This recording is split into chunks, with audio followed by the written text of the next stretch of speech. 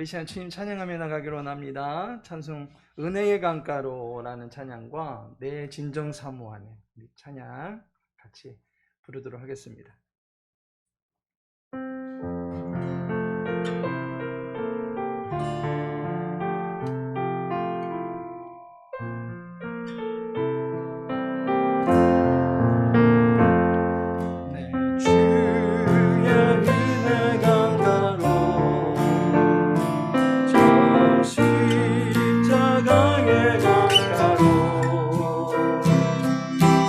주의 사랑이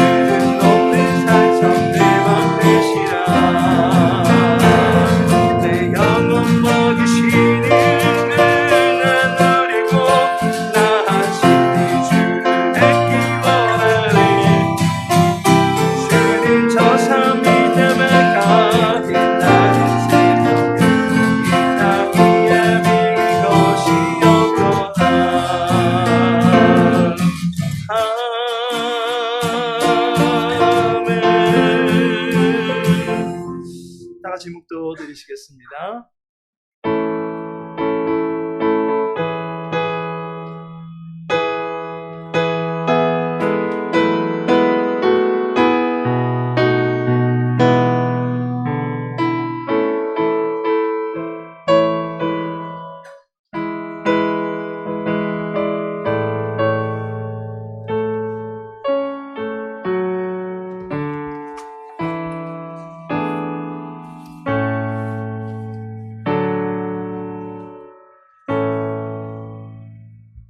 살아계신 하나님, 자비와 긍휼하심으로 우리를 지키시고 오늘도 우리의 영혼에 생수의 강이 흘러넘치게 하시고자 은혜의 삶가로 우리를 불러주시니 감사를 드립니다. 예배드림 속에서 구원의 기쁨을 누림 있게 하시고 구원의 은총을 베푸신 여호와 하나님만을 기억하며 주님만을 높여드릴 수 있는 복된 시간 되게 하옵소서. 예수님의 이름으로 기도합니다. 아멘. 찬송가 309장입니다.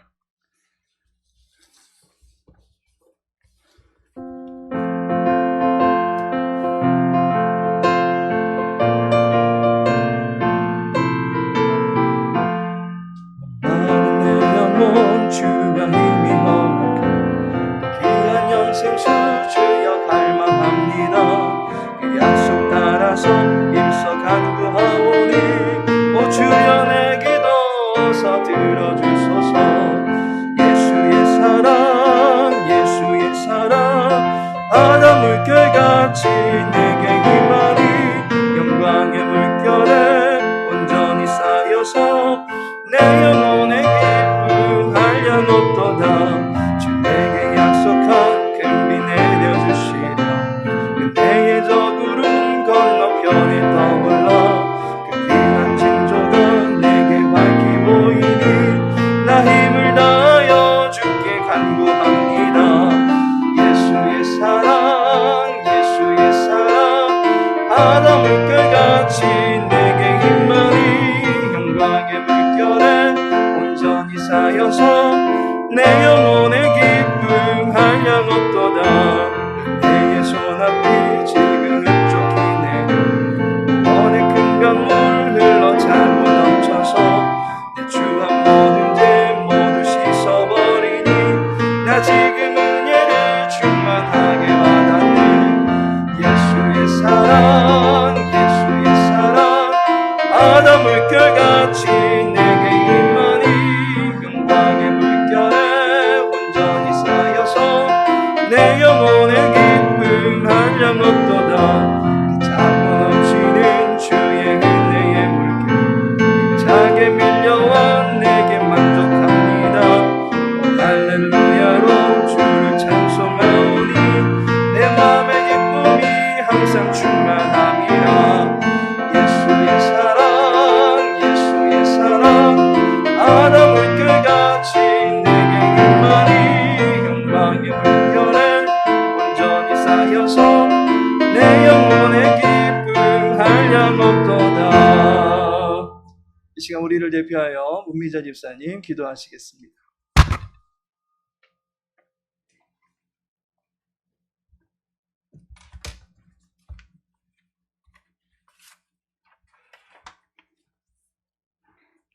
할렐루야, 주님을 찬양합니다. 어떠한 상황에서도 우리를 붙잡아 주시고 사랑해 주시고 포기하지 않으시는 하나님 아버지, 이 시간 3일 예배로 모이게 하시고 예배 드리게 하시니 진심으로 감사합니다. 각자의 자리에서 주의 크신 은혜를 바라며 예배하고 찬양하며 기도하는 우리의 예배를 기쁘게 받아주시옵소서. 사랑의 주님, 연약한 우리에게 지혜를 주시길 원합니다. 코로나 확산으로 인해 제한된 환경 속에서 살아가고 있는 우리들을 불쌍히 여기시고 이 사태가 하루속히 종식되어 함께 모여 예배하는 그날이 오기를 간절히 기도하고 바랍니다. 항상 기뻐하고 쉬지 말고 기도하며 범사에 감사하라 하신 하나님, 말씀처럼 하루하루의 일상이 감사와 찬양의 열매가 우리 성도님들의 가정에 가득하길 기도하며 축복합니다. 그래서 우리의 마음이 하나님의 마음을 닮아가길 간절히 소망합니다.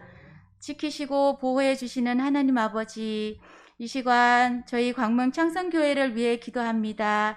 이곳에서 예배할 수 있는 처소를 세우시고 설립 감사 예배를 드리게 하심에 진심으로 감사합니다.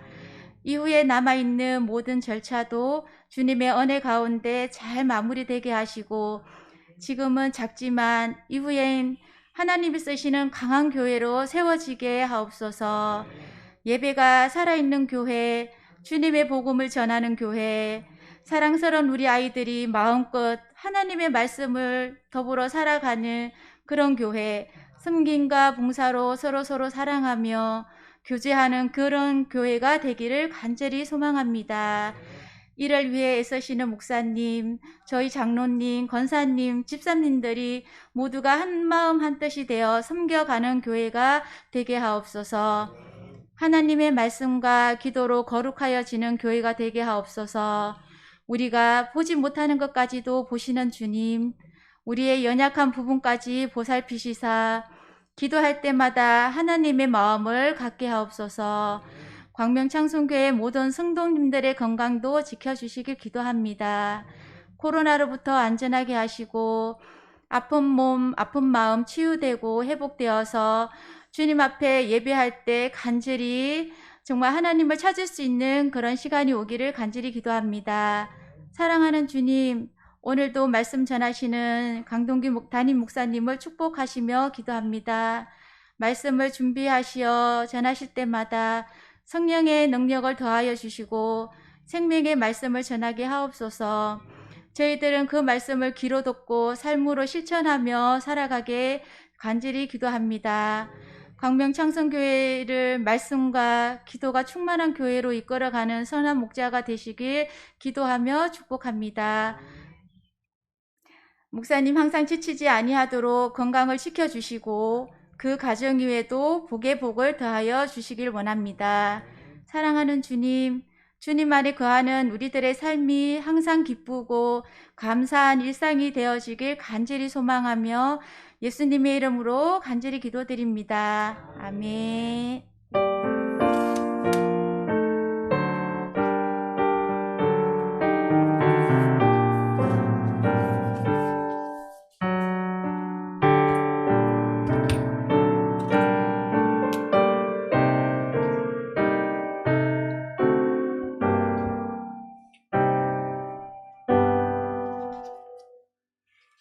이 시간 함께 나눌 말씀은 로마서 3장입니다.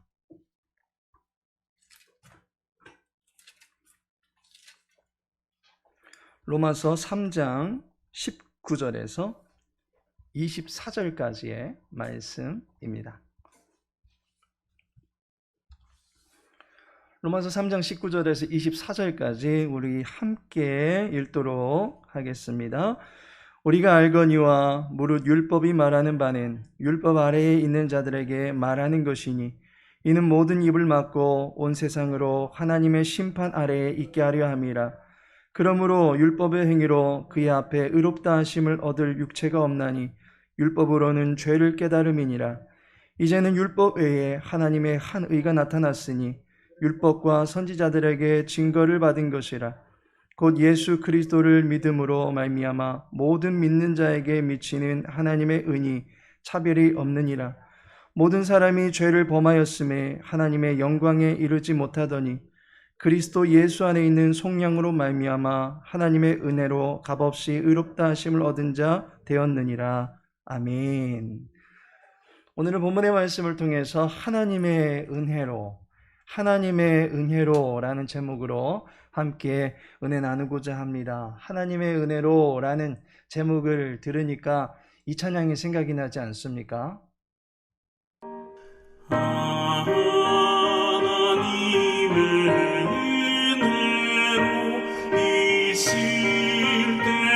이 찬송가는 310장 정도 잘 알려져 있는 하나님의 은혜로라는 찬송가입니다.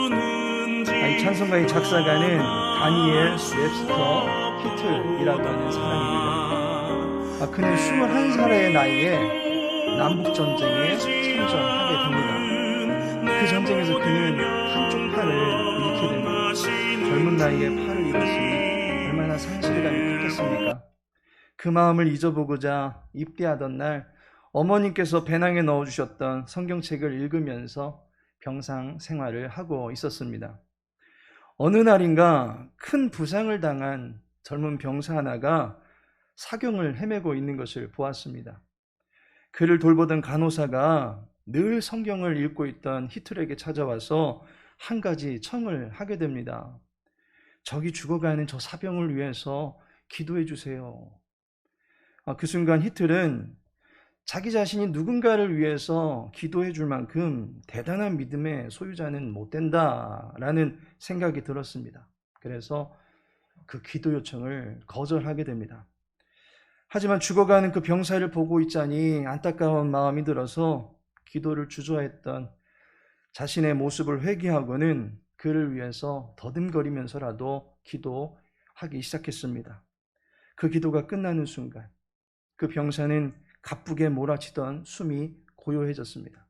그리고 그 병사의 얼굴에서는 방금 전까지는 죽음의 두려움과 육체의 고통으로 힘겨워하던 그 표정은 온데간데 없이 사라지고 평온하게 잠을 자는 듯이 임종을 맞게 되었던 모습을 보게 된 것입니다.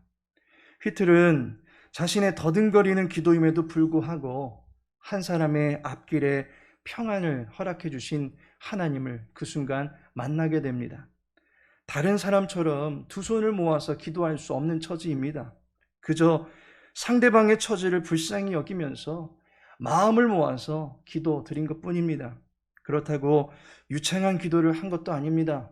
더듬거리지만 그저 안타까운 마음으로 그를 위해서 기도한 것뿐입니다. 그러한 자신을 통해서 하나님의 평강이 죽음 앞에 서 있던 한 병사에게 전해지게 하셨다는 그 사실, 한 인생의 절대절명의 순간에 자신 같은 불구 인생을 불러 세워주신 하나님께 휘틀은 큰 감동을 받게 됩니다. 이러한 그의 마음이 찬송가 310장에 고스란히 담겨져 있습니다. 아, 하나님의 은혜로 이 쓸데없는 자 왜 구속하여 주는지 난 알 수 없도다. 하나님의 은혜는 무가치한 우리의 삶을 구속해내시고 좌절하고 상심한 우리의 마음의 상태에 살아가 보라라고 하는 생기를 불어넣어 주십니다. 생육하고 번성하라는 소망을 은혜 가운데 불어넣어 주십니다. 인생의 여정을 은혜로 한 걸음 한 걸음 내디딜 수 있도록 도와주십니다. 바울은 자신의 삶의 전체가 하나님의 은혜다라고 고백한 사람입니다. 고린도전서 15장 10절에 보니까 내가 나 된 것은 하나님의 은혜로 된 것이니 라고 고백하고 있습니다. 바울은 어찌 보면 자기 자신에게 흠뻑 취해서 살았던 사람입니다. 남부러울 것이 없었던 사람이었습니다. 공회에서는 그가 원하는 바를 즉각적으로 시행할 수 있도록 조치를 취해줄 만큼 사회적 직위도 굉장히 탄탄하게 갖춰졌던 사람이었습니다. 바울은 로마 시민권을 가진 상류층에 속한 사람이었습니다. 당시에 많은 사람들이 로마 시민권 가진 자는 선망의 대상으로 여겼습니다. 바울은 로마 시민권자였기 때문에 모든 사람들의 부러움을 한 몸에 받으며 모든 것을 갖춘 사람이었다라고 볼 수 있습니다. 그런데 바울은 자기 자신의 진정한 실체는 하나님의 은혜로 이루어진 것이다 라고 고백합니다. 시민권을 가진 자, 돈 많이 가진 자, 권세 있는 자, 지식 있는 자라고 하는 이러한 격가지 프로필들은 결코 자신을 대변해 줄 수가 없었습니다. 하나님 앞에 심판받을 때에 가지고 있는 이 인생의 조건들이 면죄부로 작용하지 못하는 것을 알게 되었습니다. 인간은 하나님 앞에 서게 될 때에 이름 석자로 서게 되는 것이 아니라 죄인으로 서게 된다라고 하는 것을 알게 되었습니다. 교도소에 수감된 이들이 가슴팍에 그 번호로만 그의 존재가 불리어지듯이 하나님의 은혜가 없는 모든 사람들은 그저 죄인으로 하나님 앞에 설 수밖에 없다라고 하는 것을 알게 되었습니다. 하지만 하나님의 은혜가 있을 때에 나는 비로소 내가 될 수 있다라고 하는 것도 알게 되었습니다. 하나님의 은혜가 있을 때에 나의 나됨을 볼 수 있다라고 하는 것을 알게 되었습니다. 나를 잃어버리지 않은 채 하나님 앞에 설 수 있게 되더라는 것입니다. 나를 아시고 나를 기억하시는 하나님 앞에 내 모습 그대로 설 수 있도록 값없이 주시는 자격이 은혜다라고 하는 것을 바울은 알았습니다. 그래서 바울은 오직 하나님의 은혜로 나는 이루어진 것이다 라고 고백하면서 남은 평생을 하나님의 은혜만을 자랑하며 살게 되었던 사람임을 알게 됩니다. 이 시간에는 이러한 하나님의 은혜로만 살던 바울이 기록한 본문을 보면서 과연 하나님의 은혜로 사는 삶이란 어떤 삶일까? 구체적으로 세 가지로 나누어 살펴보고자 합니다. 결론적으로 하나님의 은혜를 우리 역시도 받고 있음을 깨달음으로 말미암아 우리의 남은 평생도 그 은혜를 충만하게 누리며 살아가는 기쁨이 넘치기를 예수님의 이름으로 축복합니다. 하나님의 은혜로 사는 삶이란 과연 어떤 삶입니까? 첫 번째로는 하나님의 선포를 따르는 삶입니다. 본문 19절에 보면 율법이 말하는 바는 율법 아래에 있는 자들에게 말하는 것이니 라고 말씀하고 있습니다. 마치 율법이 하나의 생명을 갖고 있는 존재처럼 행동하고 있습니다. 율법이 사람처럼 우리들에게 말한다는 것입니다.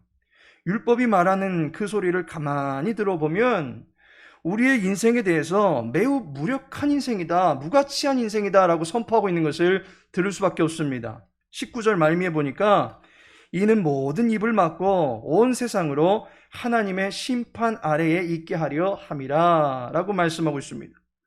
모든 입을 막는다 라고 하는 것은 어떠한 변론도 핑계도 해명도 할 수 없는 상태가 되었다라고 하는 것을 말해주는 것입니다.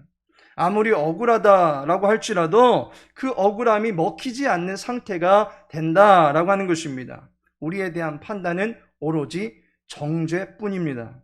우리의 인생에 대한 최종적인 평가를 내리는데 율법은 죄, 너는 바로 죄 그 자체다라고 선포하고 있는 것을 보게 됩니다. 독사의 입에서 독만 뿜어져 나오듯이 죄인된 우리는 말을 더하면 더할수록 그 말에 죄만 더하여질 뿐입니다. 죄에서 벗어나려고 몸부림치면 칠수록 거미줄에 몸이 칭칭 더 감겨버리는 벌레처럼 우리는 죄의 올무에 더 단단히 사로잡힐 수밖에 없는 그러한 죄인이다라고 하는 것을 율법이 우리들에게 선포하고 있다라고 하는 것입니다. 만일 저와 여러분에게 누군가가 찾아와서는 당신은 확진자, 백신을 맞아도 확진자, 2차까지 부스터까지 맞았어도 당신은 확진자입니다. 2주간 자가 격리를 해도 당신은 확진자입니다. 당신이 움직일 경우에 가는 곳곳마다 바이러스를 뿌리게 되는 확진자입니다 라고 계속해서 말한다면 여러분들은 어떠한 생각이 드시겠습니까? 세상은 확진자를 범법자 취급하는 분위기입니다. 약자가 그야말로 죄인이 되는 그러한 세상 분위기입니다. 이러한 상황에서 확진자라고 하는 팻말이 떨어지지 않으면 도저히 숨을 쉴 수 없을 것만 같은 난처한 입장이 될 뿐입니다. 이처럼 율법은 계속해서 우리를 정죄하고 내가 이토록 쓸모없고 형편없는 사람인가 라는 어둡고 나약한 실체만을 보게끔 만든다라고 하는 사실입니다. 그런데 본문에서는 율법만 우리들을 향해서 큰 소리치고 있는 것이 아닙니다. 21절에 보니까 이제는 율법 외에 하나님의 한 의가 나타났으니 율법과 선지자들에게 증거를 받은 것이라 라고 말씀하고 있습니다. 우리를 인간 말종으로 비하하고 있는 율법의 선포 외에도 모세의 글이라 할 수 있는 율법, 다시 말해서 구약과 선지자들의 예언을 통해서 하나님의 의가 나타났다라고도 말씀하고 있는 것을 보게 됩니다. 그 의는 모든 죄인들에게 전가시켜주는 행복 바이러스와 같은 생명의 의인 것을 알게 됩니다. 모세 오경의 글과 또한 구약의 여러 선지자들의 증언은 곧 하나님의 말씀은 우리가 생명력 있는 의의 백신을 주입받았노라고 증언해주고 있는 것을 보게 됩니다. 따라서 하나님의 은혜로 사는 삶이 무엇이겠습니까? 하나님이 하신 말씀을 내 인생에 더욱더 권위 있는 말씀으로 여기고 그 말씀만을 듣고 사는 것이 은혜가 되는 줄로 믿습니다. 세상은 너 같은 것이 무슨이라고 말하면서 우리를 비하합니다. 그러나 하나님은 나를 향해서 나의 사랑, 나의 어여쁜 자야 라고 불러주신다라고 하는 사실을 들을 수 있기를 소망합니다. 우리를 정죄하는 목소리에 귀를 기울이시겠습니까? 아니면 우리를 살리는 말에 귀를 기울이시겠습니까? 은혜로 사는 것은 우리의 채널이 희망의 채널에 맞추어져 있다라고 하는 것을 의미하는 것입니다.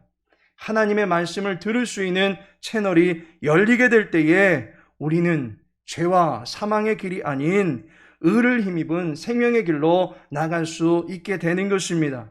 하나님께서 나를 살리셨고 또한 살리시며 살리실 것이다 라고 하는 이 엄중한 선포를 내 인생의 최고의 또한 최대의 가치관으로 여기며 살 줄 아는 것이 은혜인 줄로 믿습니다. 두 번째로 하나님의 호의를 받는 삶이 은혜입니다. 다시 말해서 하나님의 사랑을 받는 삶이 은혜인 것입니다.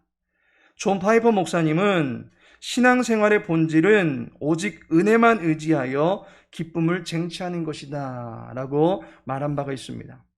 우리의 신앙생활이 하나님의 은혜를 배제하고는 결코 이루어질 수가 없는 것입니다. 또한 우리의 기쁨이 은혜 없이는 만끽할 수가 없는 것입니다. 오직 은혜로만이 하나님 앞에 신실하게 설 수 있게 되는 것이고 세상 앞에 근심치 않고 당당하게 설 수 있는 힘을 은혜로 말미암아 우리는 공급받게 되는 것입니다. 그런데 은혜가 무엇입니까? 요리문답을 참고해 보면 은혜는 하나님으로부터 오는 무조건적인 호의다. 하나님께서 우리에게 베풀어 주시는 무조건적인 사랑이다라고 정의하고 있습니다. 무조건적인 사랑이다라고 말하고 있으니까 상대의 행위와 공적과 외모의 수준을 저울질해서 주시는 것이 아니다라고 하는 것입니다. 오직 호의를 베풀고자 하시는 이의 기뻐하시는 뜻대로 주어지는 것이 은혜인 것입니다. 비천한 존재의 가치 여부를 판단치 아니하고 모든 처지와 모든 입장을 포용할 수 있는 넓은 가슴을 가진 존재가 상대방을 끌어안아주는 것이 무조건적인 호의인 것입니다. 하나님께서 우리에게 베풀어 주시는 은혜는 바로 이 호의에서 비롯된 선물인 것입니다. 여기에는 지금 많은 분들이 계시지는 않지만 우리 남편분들께서 아내분들에게 선물을 할 때 가정에서 수고한 만큼의 계산을 해서 그 선물의 규모를 정하시는 분은 한 분도 계시지 아니하리라 여겨진다라고 말하지 아니할 수도 없습니다. 선물은 산수가 아니죠. 선물은 계산해서 나오는 것이 아니죠. 도리어 선물은 헤아릴 때에 만들 수 있는 것입니다. 그가 무엇이 필요한지 헤아리고 살펴서 그가 가장 기뻐할 수 있는 인생 최대의 선물을 주고 기쁨을 안겨주려고 하는 것이 선물을 주고자 하는 이의 마음일 것입니다. 우리 각자가 하나님의 은혜가 절실히 필요한 자다라고 하는 사실을 하나님께서 헤아리시고 살펴서 값없이 주시는 사랑이 은혜인 것입니다. 23절을 보시기 바랍니다. 모든 사람이 죄를 범하였음에 하나님의 영광에 이르지 못하더니 라고 말씀하고 있습니다. 거룩하신 하나님 앞에 실제로 어느 누구도 감히 설 수가 없었습니다. 하나님과의 관계가 끊어진 인생이 되었기 때문입니다. 이러한 인생은 호의를 기대하기는커녕 호된 책망밖에 받을 수 없는 처지일 것입니다. 그런데 하나님께서 이러한 인생들의 처지를 살피시고 헤아리셔서 그 누구에게서도 받을 수 없는 최고의 사랑을 우리들에게 베풀어 주신 것입니다. 그것이 은혜입니다. 24절에 보니까 하나님의 은혜로 값없이 의롭다 하심을 얻은 자 되었느니라. 우리가 하나님의 은혜로 값없이 주어지는 선물을 받게 되었다라고 말하고 있습니다. 하나님의 의를 선물로 받게 된 것입니다. 하나님의 은혜로 사는 삶은 우리를 살피시고 헤아리시는 하나님의 호의로 말미암아 우리들에게 무조건적으로 주어지는 행복인 것입니다. 마지막으로 하나님의 택함을 받은 삶이 은혜다라고 말할 수 있습니다. 24절을 보니까 그리스도 예수 안에 있는 속량으로 말미암아 하나님의 은혜로 값없이 의롭다 하심을 얻은 자 되었느니라 라고 말씀하고 있습니다. 그리스도 예수 안에 있는 속량으로 말미암아 이후로 은혜가 주어지고 이후로 값없이 의롭다 하심이 주어지는 것을 보게 됩니다. 속량으로 말미암아 그 모든 것이 이루어지는 걸 보게 됩니다. 속량이라고 하는 것은 노예나 전쟁 포로가 되어 있던 사람을 골라내서 그의 값을 치르고 그에게 해방을 주는 것입니다. 하나님께서 죄와 마귀의 노예였던 우리를 택하셔서 속량해 주신 것이 은혜입니다. 이러한 은혜가 로마서 8장 30절에 보면 어떤 과정을 따라서 우리에게 임하고 있는지 이렇게 이야기하고 있습니다. 또 미리 정하신 그들을 또한 부르시고 부르신 그들을 또한 의롭다 하시고 의롭다 하신 그들을 또한 영화롭게 하셨느니라 라고 말씀하고 있습니다. 우리를 정하시는 것에서부터 시작이 되는 것을 보게 됩니다. 하나님의 택함에서부터 우리에게 하나님의 은혜는 시작되는 것입니다. 로마서 11장 5절에 보니까 그런즉 이와 같이 지금도 은혜로 택하심을 따라 남은 자가 있느니라 라고 말씀하고 있습니다. 하나님의 은혜는 어느 누구도 거들떠보지 않는, 두 번 눈길을 주고 싶지 않은 비천한 우리들을 택하시는 것에서부터 본격적으로 시작이 되어지는 것입니다. 하나님과 끈끈한 관계를 맺으며 살아갈 자격을 그분의 택하심에서부터 시작되어지는 것입니다. 하나님께 한번 찜을 받은 인생은 결코 다른 것에 넘어가지 않도록 하십니다. 예수님이 공회에 잡히시던 밤에 예수님의 곁을 멀찍이 따라가던 베드로가 있었습니다. 그는 한 번, 두 번 계속해서 예수님을 부인하더니 마지막 세 번째마저도 예수님을 저주하며 부인했습니다. 베드로가 점점 멀리 주님의 곁을 떠나가게 된 것입니다. 입술로 주님을 멀리합니다. 또한 그의 생각에서 주님의 말씀이 잊혀져 가고 있습니다. 마지막 주님을 부인하던 때에 주님과 눈이 마주치게 됩니다. 그 순간 주님께서는 베드로의 눈을 보면서 베드로의 마음에 깨닫는 마음, 또한 통회하는 마음을 주셨던 것을 보게 됩니다.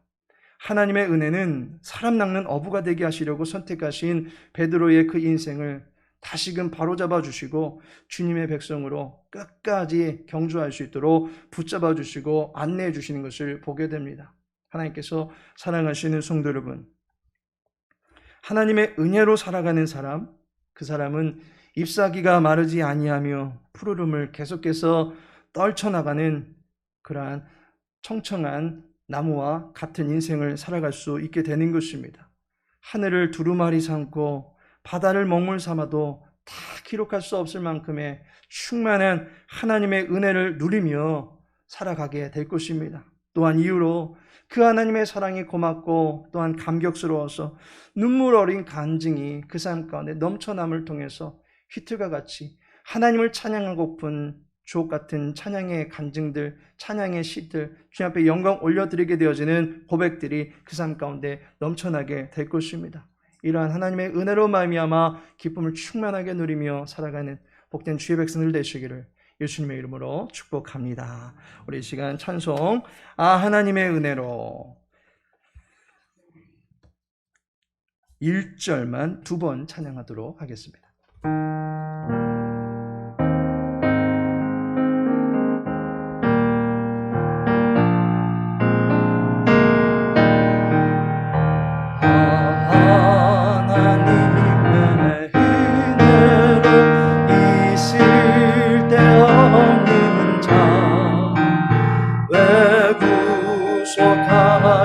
주는지 난 알 수 없도다. 내가 믿고 또 의지함을 내 모든 형편 아시는 주님 늘 보호해 주실 것을 나는 확실히 하나님의 은혜로 하나님의 은혜로 있을 데 없는 자 왜 구속하여 주는지 난 알 수 없도다. 내가 믿고 또 의지함을 내 모든 형편 아시는 주님 늘 보호해 주실 것을 나는 확실히 아네. 살아계신 하나님, 우리를 주님의 의로운 자녀 삼아주시고 하나님의 의를 위하여 살아갈 수 있는 참된 인생이 되게 하여 주시니 감사를 드립니다.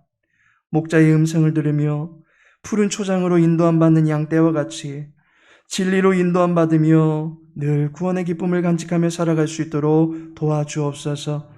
하나님의 은혜가 큰 감격이 되는 줄로 믿습니다. 우리는 부정한 백성이지만 다시금 우리를 깨끗하게 하사 하나님 쓰시기에 정결한 도구들이 되게 하시고 우리의 평생이 하나님의 영광을 위하여 살아드릴 수 있는 복된 인생들이 될 수 있도록 늘 동행하여 주옵소서.